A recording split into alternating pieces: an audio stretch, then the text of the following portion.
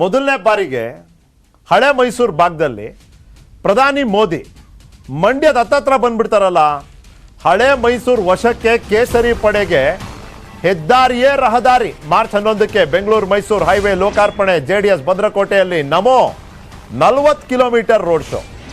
ನೋಡಿ, JP ನಡ್ಡಾ ಅವ್ರು ಬಂದರು, ಅಮಿತ್ ಶಾ ಅವ್ರು ಮೊನ್ನೆ ತಾನೇ ಮಂಡ್ಯಕ್ಕೆ ಭೇಟಿ ಕೊಟ್ಟು ಅಲ್ಲೂ ಕೂಡ ಭಾಳ ಒಂದು ಜೋರಾದ ಒಂದು ಭಾಷಣವನ್ನು ಮಾಡಿಬಿಟ್ರು. ಅಡ್ಜಸ್ಟ್ಮೆಂಟ್ ಪಾಲಿಟಿಕ್ಸ್ಗೆ ಈ ಸತಿ ಜಾಗ ಇಲ್ಲ ಅನ್ನೋದನ್ನ ಭಾಳ ಕ್ಲಿಯರ್ ಆಗಿ ಅಲ್ಲಿ ಕಾರ್ಯಕರ್ತರಿಗೆ ಮನವರಿಕೆ ಆಗುವಂಥ ರೀತಿಯಲ್ಲೇ ಹೇಳಿದ್ದಾರೆ. ಕಾರ್ಯಕರ್ತರು ಕೂಡ ಅಷ್ಟೇ ಸೀರಿಯಸ್ ಆಗಿ ತೊಗೊಂಡಿದ್ದಾರೆ. ಆದರೆ ಇವಾಗ ಸ್ವಲ್ಪ ಆ್ಯಂಗಲ್ ಚೇಂಜ್ ಆಗುತ್ತಾ ಅಂತ. ಪ್ರಧಾನಿ ಬೆಂಗಳೂರು ಮೈಸೂರು ಎಕ್ಸ್ಪ್ರೆಸ್ ವೇನ ಲೋಕಾರ್ಪಣೆ ಮಾಡ್ತಾರೆ, ಓಕೆ. ಅಭಿವೃದ್ಧಿಯ ಸ್ಪರ್ಶ ಕೊಟ್ಟಿದ್ದೀವಿ ಹಳೆ ಮೈಸೂರು ಭಾಗಕ್ಕೆ. ಕೇಂದ್ರ ಸರ್ಕಾರ, ರಾಜ್ಯ ಸರ್ಕಾರ, ಡಬಲ್ ಇಂಜಿನ್ ಸರ್ಕಾರಗಳ ಒಂದು ಸ್ಪಷ್ಟ ಉದಾಹರಣೆ ನೀವು ನೋಡಬೇಕು. ಅದರ ಕೆಲಸಗಳು ಮತ್ತು ಅದರ ಪರಿಣಾಮದ್ದು ಅಂದರೆ ನೀವು ಮೈಸೂರು ಎಕ್ಸ್ಪ್ರೆಸ್ ವೇ ನೋಡಿ ಅನ್ನೋ ಮಾತನ್ನು ಪ್ರಧಾನಿ ಮೋದಿ ಹೇಳಿದ್ರೂ ಕೂಡ ಆಶ್ಚರ್ಯ ಇಲ್ಲ.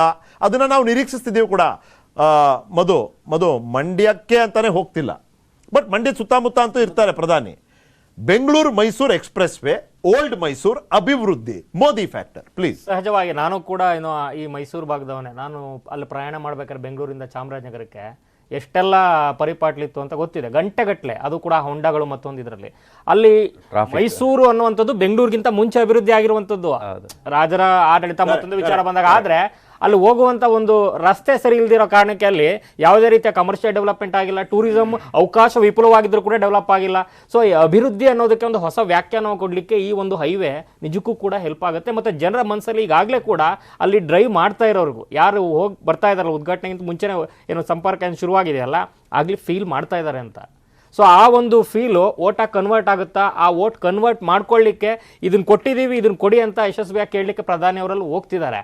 ಆ ಹೋದಂಥ ಸಂದರ್ಭದಲ್ಲಿ ಆ ಒಂದು ಭಾವನೆಗಳನ್ನು ಹುಟ್ಟಾಕುವಂಥದ್ದು ಮತ್ತು ಅದರ ಸುತ್ತ ಒಂದಷ್ಟು ಮತ ಬ್ಯಾಂಕನ್ನು ಹೊಸದಾಗಿ ಹುಟ್ಟಾಕುವಂಥದ್ದು ಖಂಡಿತ ಆಗುತ್ತೆ. ಯಾಕೆಂದರೆ ರಾಮನಗರದಲ್ಲಿ ಕಳೆದ ಸರಿಯೇ BJP ಅಲ್ಲಿ ಏನು ಸಂಘಟನೆ ಇಲ್ಲದೆ ಇರೋಂಥ ಜಾಗದಲ್ಲಿ ಏನೋ 30,000 ಚಿಲ್ಲರೆ ಓಟ್ ತಗೊಂಡಿದ್ದಂತೂ ತಮಾಷೆ ಅಲ್ಲ. ವಿಶ್ಲೇಷಣೆಗೆ ಇಲ್ಲೊಂದು ಆಸ್ಪದ ಇದೆ ನೋಡಿ. ಪ್ರಧಾನಿ ಮೋದಿ ಎಲ್ಲೂ ಬಂದು ಈ ಬಾರಿ ಟಿಪ್ಪು ವರ್ಸಸ್ ಅಬ್ಬಕ್ಕ ಅಂತ ಹೇಳೋದಿಲ್ಲ. ಪ್ರಧಾನಿ ಬಂದ್ರೆ ಶಂಕುಸ್ಥಾಪನೆ, ಆಸ್ಪತ್ರೆ ಉದ್ಘಾಟನೆ, ಅಭಿವೃದ್ಧಿ. ಇಲ್ಲಿ ನೋಡಿ, ಇದು ದಶಪಥ ಎಕ್ಸ್ಪ್ರೆಸ್ ವೇ. ಅವರು ಬರೀ ಅಭಿವೃದ್ಧಿ ಜೊತೆಗೇನೆ ಪ್ರಧಾನಿ ಮೋದಿಯ ಹೆಸರು ಉಲ್ಲೇಖ ಆಗಬೇಕು. This is very clearly the BJP strategy. ಒಂದು ನಾವು ಈ ಸಂದರ್ಭದಲ್ಲಿ 2 ಜನ ನೆನೆಸ್ಕೋಬೇಕು. ಅದು ರಸ್ತೆ ಆಗಿದೆ, ನಾವು ಓಡಾಡ್ತೀವಿ, ಎಲ್ಲರೂ ಓಡಾಡ್ತಾರೆ. ನಿಮಗೆ ಇದಕ್ಕೆ ಚಾಲನೆ ಕೊಟ್ಟವರು ಅಧಿಕೃತವಾಗಿ ಈಗ ನಮ್ಮ ಜೊತೆ ಇಲ್ಲ, ದಿವಂಗತ ಆಸ್ಕರ್ ಫರ್ನಾಂಡಿಸ್ ಹೆದ್ದಾರಿ ಸಚಿವರಾದಾಗ ಇದನ್ನು ಕಂಪ್ಲೀಟ್ ಮಾಡಿದವರು ನಿತಿನ್ ಗಡ್ಕರಿ. ಈ ದೇಶದಲ್ಲಿ ವಾಜಪೇಯಿಯ ನಂತರ ಏನಾದರೂ ಈ ದೇಶದಲ್ಲಿ ರಸ್ತೆ ಅಭಿವೃದ್ಧಿ ಆಗಿದೆ ಅಂದರೆ ಅದಕ್ಕೆ ನಿತಿನ್ ಗಡ್ಕರಿ ಕಾರಣ. ಆದರೆ ನಿತಿನ್ ಗಡ್ಕರಿ ಎಲ್ಲೂ ಕೂಡ ಕಾಣಿಸ್ಕೊಳ್ಳಲ್ಲ. ನಾನು ಕೆಲಸ ಮಾಡ್ತೀನಿ, ಪ್ರೈಮ್ ಮಿನಿಸ್ಟರ್ ಇದ್ದೀರಾ, ನೀವು ಹೋಗಿ ಅದನ್ನ ಉದ್ಘಾಟನೆ ಮಾಡಿ, ಆಯಿತಾ?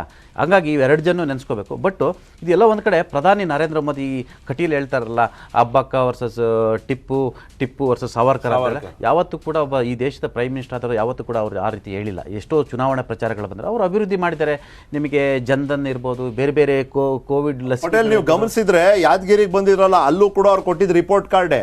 ಅವರು ಬೆಂಗಳೂರಿಗೆ ಬಂದ್ರು, ಇಲ್ಲೂ ಕೊಟ್ಟಿದ್ದು ರಿಪೋರ್ಟ್ ಕಾರ್ಡ್. ಅವ್ರು ಎಲ್ಲೇ ಬಂದ್ರು ರಿಪೋರ್ಟ್ ಕಾರ್ಡ್ ಕೊಟ್ಟಿದ್ದಾರೆ. ನಾವು ಹಿಂಗ್ ಮಾಡಿದ್ವಿ, ಜನ್ಧನ್ ಅಕೌಂಟ್ಗಳು ಇಷ್ಟು ಓಪನ್ ಮಾಡಿದ್ವಿ, ಡೈರೆಕ್ಟ್ ಬೆನಿಫಿಟ್ ಟ್ರಾನ್ಸ್ಫರ್ ಇಷ್ಟು ಜನ ರೈತರಿಗೆ ಇಷ್ಟು. ಆ ರಿಪೋರ್ಟ್ ಕಾರ್ಡ್ ಟೈಮಿಂಗ್ ಕೂಡ ನೋಡಿ ಎಷ್ಟು ಚೆನ್ನಾಗಿದೆ. ಇದು ಕಳೆದ ದಸರಾಗೇನೆ ಆಗ್ಬಿಡ್ಬೇಕಿತ್ತು ಆಗಿದ್ದಿದ್ರೆ.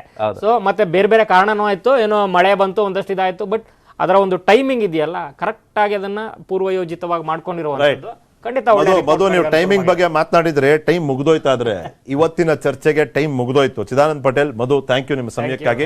ಇದಾಗಿತ್ತು ಇವತ್ತಿನ ಚುನಾವಣಾ ಚದುರಂಗ. ಮತ್ತೊಮ್ಮೆ ಸೋಮವಾರ ಸಂಜೆ 4 ಗಂಟೆಗೆ ನಿಮ್ಮ ಮುಂದೆ ವಿಶೇಷ ವಿಶ್ಲೇಷಣೆ, ಸಮಗ್ರ ವರದಿಗಳ ಜೊತೆ ಬರ್ತೀನಿ. ನೋಡ್ತೀರಿ ನ್ಯೂಸ್ 18. ಜಾಲ ನಮ್ಮದು, ಬಲ ನಿಮ್ಮದು.